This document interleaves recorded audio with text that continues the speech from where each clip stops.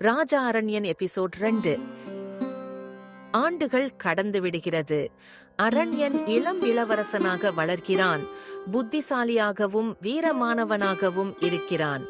அவனுக்கு வில்லாட்டம், குதிரை ஓட்டம் என அனைத்திலும் சிறந்து விளங்குகிறான்.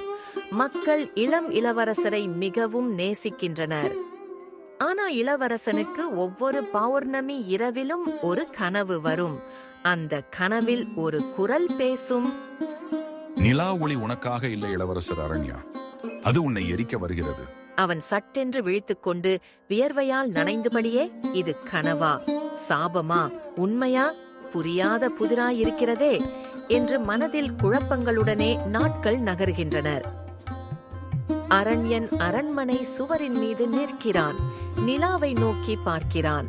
அவனது முகத்தில் அமைதி, ஆனால் கண்களில் ஒரு சந்தேகம். வானத்தில் நிலவை பார்த்து கேட்கிறான், நிலா, நீ எதற்காக என்னை ஒவ்வொரு இரவிலும் அழைக்கிறாய்? அந்த நேரம் காற்றில் ஒரு மெல்லிய ஒலி, ஒரு பெண்ணின் குரல் போல. அவன் திரும்பி பார்க்கிறான். யாரும் இல்லை. ஆனால் தரையில் ஒரு சிறிய வெள்ளி வட்டம் நிலாவின் ஒளி மின்னுகிறது. அது மெல்ல அவன் மார்பில் படுகிறது. அவன் கண்ணில் ஒரு வலி. அந்த நொடியில் அவனுக்கு கனவு வருகிறது.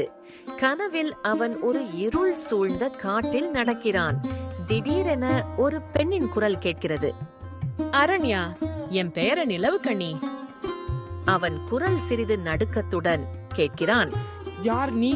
என்னை எப்படி உனக்கு தெரியும்? உனக்கும் எனக்கும் என்ன தொடர்பு? அந்த பெண் வெளிச்சத்திலிருந்து வெளிப்படுகிறாள். வெள்ளை ஆடையுடன், நீண்ட கூந்தலும், கண்களில் துக்கத்துடன் அவள் சொல்கிறாள், நான் நிலாவுடன் பிறந்தவள். உன் சாபத்தின் நிழல். அவள் கையை நீட்டுகிறாள். அவன் தொட முயற்சிக்கிறான். ஆனால் அவள் மறைந்து விடுகிறாள்.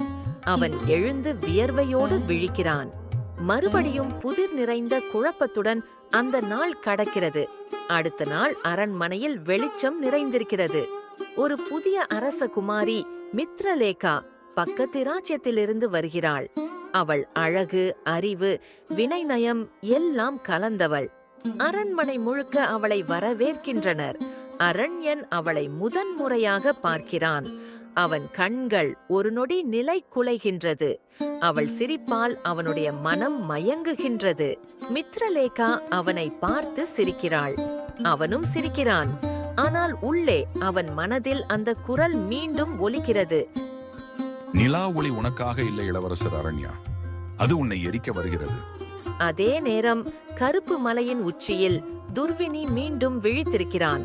அவனது கண்கள் சிவந்திருக்கிறது.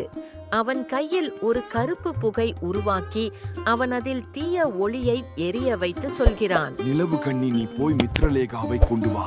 சாபம் ஆரம்பித்து விட்டது. அவன் கருப்பு தீய காற்றை ஊதி அனுப்புகிறான். அது வானத்தை கடந்து அரண்மனையை நோக்கி செல்கிறது.